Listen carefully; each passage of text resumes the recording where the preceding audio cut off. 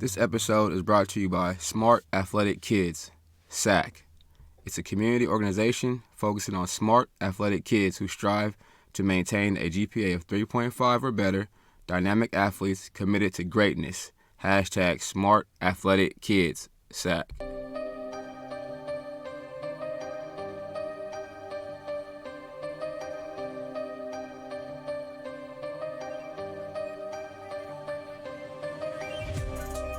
What up, what up, what up? Welcome to another episode of 94 Feet with Coach JT. Please do me a favor, leave a like, comment for me. Let me know what you think about this podcast and how I can improve or do better as I continue to grow and just develop this journey going forward. Today, Sac-Town got a special guest for you today. This young lady attended Sacramento Charter High School. She played in the Metropolitan Conference, Sac-Joaquin Section under Coach Michelle. Averaged about 11 points a game, 6 rebounds, 6 dimes per game in her final season. She was also ranked number 90 overall in her class, according to ESPN rankings. Also ranked as number 27 guard at ESPN as well. Spent some time playing for the Nike Girls Elite team. Cal Sparks was also an all-junior second-team pick, as well as a 2017 Division II All-State second-team honoree, and also All-League MVP. Ryanne Walters, what's up, Ryan? What's up? Thanks for being here. Appreciate you. Man, let's jump right into it, Ryan. All right. What's going on? Let's go. So, hoop, sports basketball again. Has basketball been your number one sport since day one? Of course. Of course. I've never played. Well, I have played like other sports, but basketball was mainly the main focus. Okay. To get to college, play collegiate basketball. Okay, being that you, it's been the only one. Who was what got you on that path? My mom's ex, you could say. It was really the one that, like, not made me, but helped me touch a basketball and realize my passion and love for the game. So since I was 5, though. So ever since then, I just love playing basketball, love playing defense, love doing all the trick moves, all the bouncing the ball, turning the legs, all of that. So once I got the feel and knew how to knew the fundamentals and everything, I just grew my game after that. Nice. So starting at 5 years old, given that was a few years ago, now you're a mature adult now. At 5, who are some people on guys or women's side that you looked up to or want to mimic your game after? Well, I didn't have any women like role models that I looked up to just because I always was watching men's play and I liked the fast pace that they went at. So growing up, it was Michael Jordan, Kobe. I didn't know of LeBron at that time, so I wouldn't say him. But as I got older, LeBron became my role model. But really, MJ and Kobe was who inspired me more because my mom's ex I would watch games with him. We would go through film, and just after every game, it would be just basketball. So, yeah. So it's two of the greats, few of the great ones. Spending time watching film early on, how many, let's see, I mean, nowadays people clock their hours. Back then, how often did you say you worked on your craft, right? Like, per day, how many hours you spent on it? A day? Since I was young? Just given a day during that time, like how many hours in one day would you go hoop or practice or train? I would probably practice and train all day, every day, and probably watch film for like an hour to 30 minutes to like an hour. It wasn't that heavy, but yeah, That's what I'd say. Daily. So, and then growing Sacramento, what part of Sacramento during those young years were you growing up at? I was growing up everywhere. I was bouncing from house to house. Well, moving just a lot with my mom and my dad. but in the north, the south, the west, sometimes the east. So Okay. just all over Sacramento, I was everywhere, going to any park that I could go to with the basketball. Just training, hooping with the guys, mostly guys. So yeah. So how difficult or easy for you, either one, was it for you to earn their respect on the court? Because I know, especially back then, you had to be if you were a girl, you had to be legit to get on the court with the guys. So how hard or easy was that for you to earn their respect? Well, it wasn't that hard because I had the person like who taught me to play basketball with me. So he was like my advocator. And so he'd be like, let her get on the court, let her get on the court. And so anytime I make a shot, they'd be like, ooh, like, okay, we getting her next time. Or but as I got older and like my moves started to develop, I would use those in the game and just be taking all the crazy shots that I practiced, like playing on a blacktop rather than on a game, just to see how it would be, so I could use that in an actual game. So yeah. That's dope. Take what you practice in the play. Okay. Mm-hmm. So going up in Sacramento just in general. So let's go to your middle school time. Where'd you go to middle school at, right?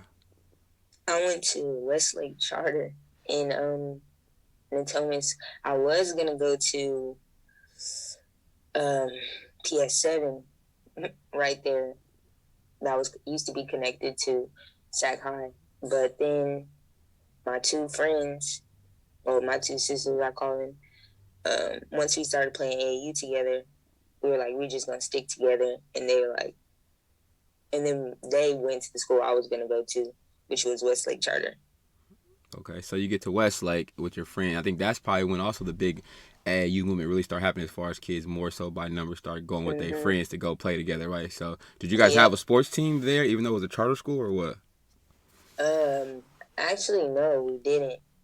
No, we didn't. But we were playing for PS7's middle school at that time too. And then, so we would go from Westlake Charter. School would end at like 1 or 2, and then we'd go home and then wait and then go to practice for PS7, and that would just be daily or every other day. That was your routine, huh? Yeah, and then during the day, we would work out or train. I'd even go get dropped off early just so that we can go work out in the mornings at Game Fit or anywhere. And this is your how old at this time?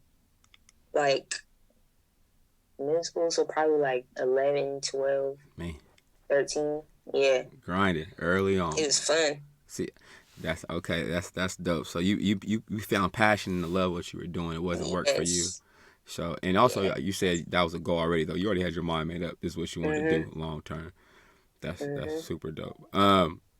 During this time, again, talk about pops and moms, just how much of that support factor, because again, me knowing you now for years and being at games, that support's always been there from day one. Yeah, especially from my mom. Yeah, like she was at every game, no matter what. Even when she thought she wasn't gonna make it, she was always there. So that's what's up. Yeah. So you're the playing. support is always there. You playing at PS7. You got any highlights? Any big games at PS7? There was one game I remember. I did like the behind the back between the legs and made it layup. I remember. That's one thing I do remember. And then there was this one game we were playing against a team from Stockton, and we were just going back and forth, going at it. But I think we won that game. But it was just, I don't remember a lot of games because it was it's kind of like a blur. It's kind of old, but yeah, I do remember that, going behind my back between the legs, layup, and I made it. So the coach wasn't mad. All right, testing the waters a little bit. So after middle school, was it already a given that Sac High was the next spot, or what other Mm, options did you have on the table as a, I don't know, right? You know what I mean? Like, I know it's crazy. yeah. So a lot of places to So think about, or what? so coming out of middle school because of grades and stuff, Mm-hmm. because I have good grades, but so we were it was between Intercom or Sac High. McClatchy wasn't one for sure. I don't know why. I just think the politics or whatever at that time too. But yeah, so we got accepted into the Intercom bachelor's program or something like that, the IB Mm-hmm. program. Mm-hmm. And so once we got accepted into that, we were gonna go there, but we were like, what was the best option for basketball? So, and Sac High was the option, and that's when I was started to play AAU for Coach Michelle. It was like, yeah, 8th grade. No, 7th grade. Yeah, because I started going to middle school, 6th, 7th, 8th grade. Yeah. And so, since we already had a relationship with Coach Michelle, we chose Sac High. Okay, so you get the SAC coming from the middle school, the game, also AAU. What's the what's the biggest jump you feel you had to make or add to your game coming in that freshman year? Knowing the history, knowing the level of play you're getting ready to get yourself into, knowing you're gonna want to play varsity starting out. Well, my uncle, Jason Dillard, he was always like talking to me about like uplifting me, encouraging me. So I already had that support. So I wasn't really worried about if like what I was gonna do, because like I knew my capabilities and I knew everybody that was gonna be on varsity because we had like practice with them and just played AAU with them like since we were in 7th grade. So it wasn't a big jump. It was just actually going to high school that was a big jump because it was just basketball at the end of the day. But what I was really worried about was just how how I was gonna start because my main goal was to start too. And I did start a couple games, but I would just wanted to not prove myself, but prove myself. Like I can be here. I don't need to be on JV or varsity. I mean, on JV or freshman. So yeah. Okay, so and to talk about that, let's talk about that Sac High atmosphere though. As far as man, the school is alone. You know, coming PF7, yeah, you get to see the school, but now you're on the Sac High's campus. How was that? You know, what I mean, I'm sure you know, bigger kid, bigger people, more bodies. Yeah, Even though it's still a small school, how was that for you? it was a lot of black people. I I had never been around that many black people in my life, but so I really liked that a lot. Got to be with people that I had the same skin color as, and like we had kind of similarities in our lives. So having that bond Mm-hmm. made it easier for me. And then I like when there's like a lot of people. I don't like when it's like small because it's thin. It's kind of like awkward and like not a lot of stuff is going on. Like my freshman year was the best year, like academically or like school wise. Not academically, but like just the school atmosphere wise. It was the best year because there was like a lot of people, a lot of unity.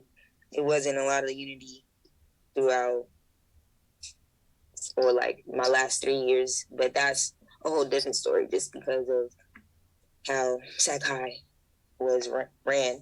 Right. But yeah, I had a lot of friends. So yeah, it was fun.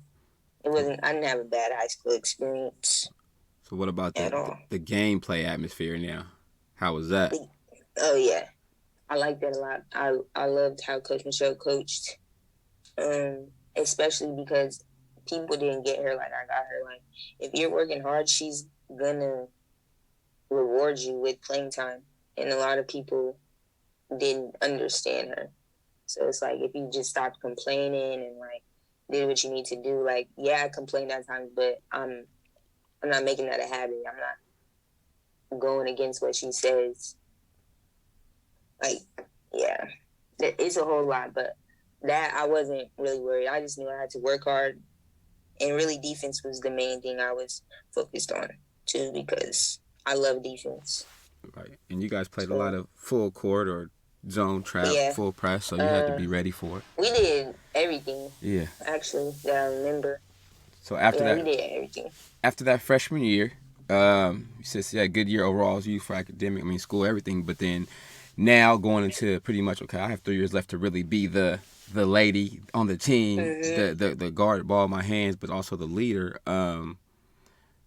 What inspired you or what motivated you? What did you set any goals you had going for the rest of the time there? Like anything that you kind of put down on paper or something like I got to get this done, or I want to do this, accomplish this. No, I never really had goals. I just loved playing, and that's what motivated me. It wasn't really goals. So I guess you could, I didn't really have goals. Like when I reached my 1,000 points in my junior year, I didn't even know until Coach Michelle brought it up that I was about to reach it, and then that's when I started thinking about it. But yeah, I never really had goals throughout high school unless it was brought to my attention that I needed to have goals to be better. But yeah, I don't know. Cool. Okay, so I think sophomore year, maybe in the freshman year, we crossed paths for the first time, even though your parents and I at Kennedy. Yep. That first year, and you're one of the first ladies I got on the court with and started training with as well. Yeah. I think those hours we put in on the ball handling and the defense, the jump shots though, the shooting for sure, I think added to the game. What would you say you added to the game or improved on going into your sophomore year from freshman year? From freshman year, I think it was my confidence. Okay. Because I never used to talk. Like, it wouldn't, like, I don't think my skills were a problem. It was just me actually using those and having the confidence to use those in a game that really made me better instead of being scared to do something because I thought I was going to mess up or get pulled out of the game. So, yeah, I think that's what really boosted me. Nice. So, cool. The confidence goes up. Man, going to your sophomore year, just junior, whatever year, what would you say was your most successful team season there out of those 4 years? Which year? The most successful, I would say my junior year. Yeah, I think it would have to be my junior year because, but I don't know. It was at like spurts of like successful because my sophomore year, we went. Well, my freshman year, we went all the way to the CIS. No, I think we played El Grove for the section championship or something, but we lost by like 3 points or 2. And then my sophomore year, we went to Arizona and I won MVP for like the whole tournament, like bracket we were in. And that like really got me a lot of spark and like not more offers, but got me more looked at. In my junior year, we won a lot, and we were about to play what's their names? Midi. Yeah, we were about to play Midi, and people thought we were gonna get dogged, and we only lost by 9, but the game was close. But it was just like we were so underestimated that people just believed that we weren't going to be like as good as they thought. So I think I'll say I don't know. that I don't know because my senior year too, we went all the way and won sections. I was gonna say that was the year you won section, and prior to that, you took some losses. I believe I was at the section. Both, man. I think 3 years in a row I went in close games, tough losses. I mean, learning experiences is crazy, right? So, Yes. taking the We loss at lost that to, sections at UOP, how was that feeling? How was that on your heart, on your head? honestly, I think that was my sophomore year, wasn't it? At least sophomore for sure. Yeah, we was playing Vanden. Yep. Mm-hmm. Oh yeah, that. But honestly, I was like, dang, we lost, but I still got 2 more years. Mm-hmm. So it wasn't like I was hecka sad, but I wanted to win. So it was bittersweet, but I knew I still had more time to get back. So yeah. And we talk about losses. Let's talk about high school. You had a couple injuries in high school. Yeah. Uh, It's called FAI. mm-hmm. So I don't know like the whole term, but yeah. So I think it was like my junior year during AAU, and I was in a game. We were in Mater Dei at Mater Dei High School, and I think I had like I was playing defense, and I turned wrong, and after that, I'm like, bro, my groin is hurting, and I thought it was my groin, but it wasn't. It was my hip, but I didn't know that at the time, and so I didn't play for the rest of that weekend. And after that summer, because I didn't play in Kentucky or Chicago, because I was still injured because of that. And so when we got back, Coach Michelle was helping me, getting me to a physical therapist down there by Sac-Joaquin. And I was just telling him how it was, and I was going. And after that, it didn't hurt as much. And so I was just pushing through, still icing and stuff, doing stretches on my stuff. And then it didn't bother me after that. So then senior year came, and I don't know what was going on, but I was having cramps after cramps, like in my calves, like Charlie horses in my calves, like almost every game. I would have to drink pickle juice before, bananas. Even during the games, I would come out and drink pickle juice because I would catch them in the games. I remember one McClatchy game. It's like when we had those big uniforms on, because we got in trouble for for losing a lot and just not playing like our best game. That's really why. Like playing to the best of our abilities. And so we got our uniforms taken, and yeah, so in that McClatchy game, we were losing by a lot though. Like, but I had caught a cramp, but it didn't feel like no cramp. It felt worse. I remember. Yeah. Yeah, and everybody stopped the game. But then after that, I think I got back in. I don't remember. Yeah, I really did have. It wasn't a lot of injuries. It was just that one injury that was just bugging me. But the cramps weren't helping either. Right. So yeah. Tough. So going through your high school career again, I see a lot of accolades, big games. I mean, some big games. What would you say your biggest shots you made in your throughout your high school career? Where was it at, and who were you playing against? If you sure, I know you remember that biggest shot. My biggest shot. My biggest shot. I don't know. So many. I don't know. It's not so many. I just know I have a lot of good assists. Or like great passes to like win the game or whatever. Okay. That's all. That's needed. That's needed. So, yeah. Yeah. I don't know.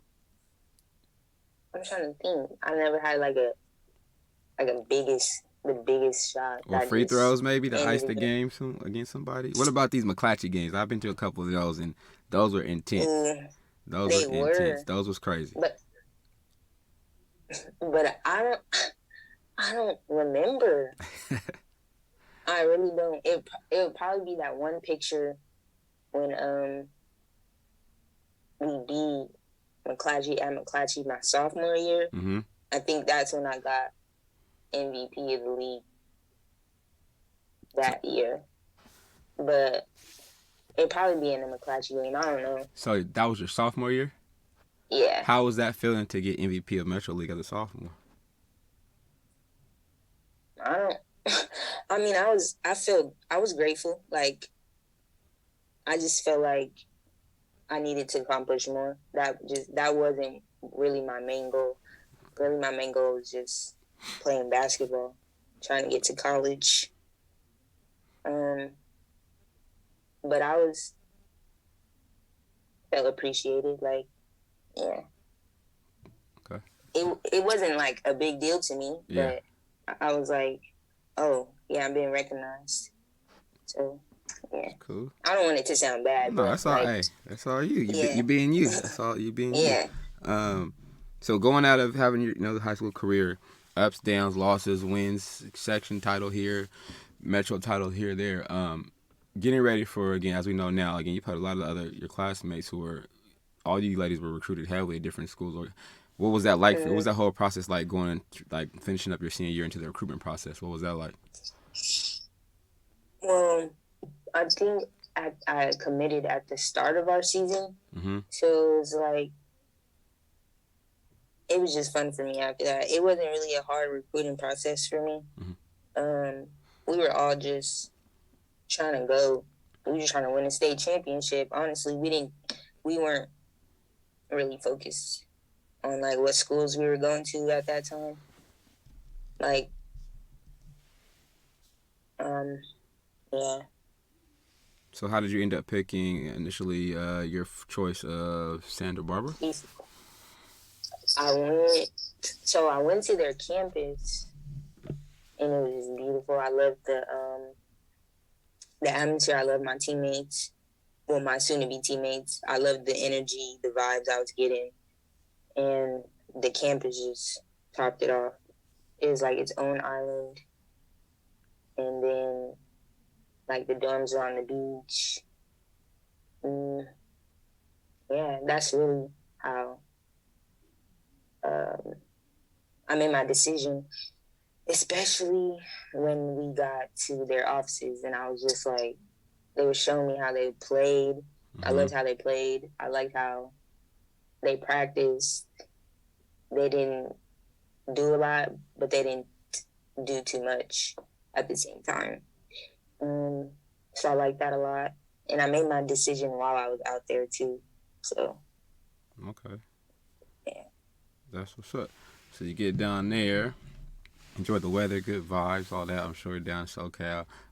Initially, when you made that commitment before your year, what was the family like? I mean, what was the mom's feeling like at that point? 'Cause again, I know you're biggest supporter. Was she pushing you heavy to go somewhere, or was it kind of she let you make your decision? Well, she let me make the decision, but she did have her say. She did have her opinions, like she always does, in what I should do, or was just trying to help me pick the right decision instead of just going with where everybody wanted me to go. Right. But yeah, she didn't really have a say, but I told her when I was there, I was like, "Oh yeah, this is way better than the schools that I was visiting at the time." So yeah. Short flight away from home too, so she could get to you if she needed to. Only 6 hours. She could get 30 to you if she minutes needs for her to fly. Right. Yeah. That's what's up. And all that came into the process of like how I decided to like the distance away from home. Like it wasn't that far, but it was far enough to where nobody could reach me like in like 30 minutes. But yeah. I'm still in the state, so yeah. That's what's up. So college life. First year there, just how was the atmosphere in general? Being out of Sac, away from home, but just Yeah, it was different for sure. I'm like socially antisocial. So like I didn't go to parties like that just because I don't like not certain things, or like I don't like going to parties a lot like that. Mm-hmm. Or like how they party. So I didn't go to parties at all. And my teammate who I was rooming with, we kind of had the same energy. Like we weren't trying to go to parties. So like I was just with her. And so that was really my first year of college. That being at City Hall basketball. I really had basketball almost all day from 11 to 2:45. And I'll have class at like 8 a.m. to like 10:45, or end at like 10:45. Practice 11 to 2:45. Then another class, then study hall, and then eat dinner, and then do homework and stuff like that. And that would just be every day, nonstop. But yeah, I didn't really want to go to parties just because that's just not who I am. But I went to hang out with my teammates at their, well, like the upperclassmen, sometimes. But that's really it. I'm boring, so like, I don't know. I'm not really gonna go out unless I know who's gonna be there. Got you. So I wouldn't say you're boring. So since you talk about that anyway, I want to talk about this. Since things that take up your time, these other hobbies. I want to jump to this music thing. Like, where did the music and I see the graphics stuff come about? When did you pick up these other habits or talents you've been working on? When those come about? During Corona, okay. I realized, like, since we weren't in the house doing nothing, I'm like, I've always loved music though since I was a baby. Like, always loved music. And so Corona and everything stopped, I actually got to just sit and write, and then just look up beats, write to that. And that's how my music part came, like how I actually found that passion, and actually like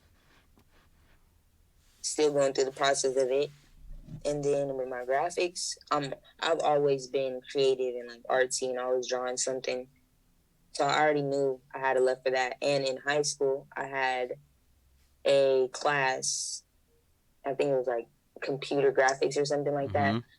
And my teacher, Sarabia, like, he was the best teacher at Sac-High. I don't care. One of the best teachers at Sac-High.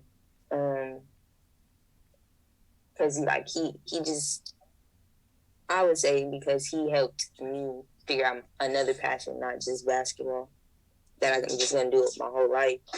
So, yeah, that's how all of that came. Corona, really.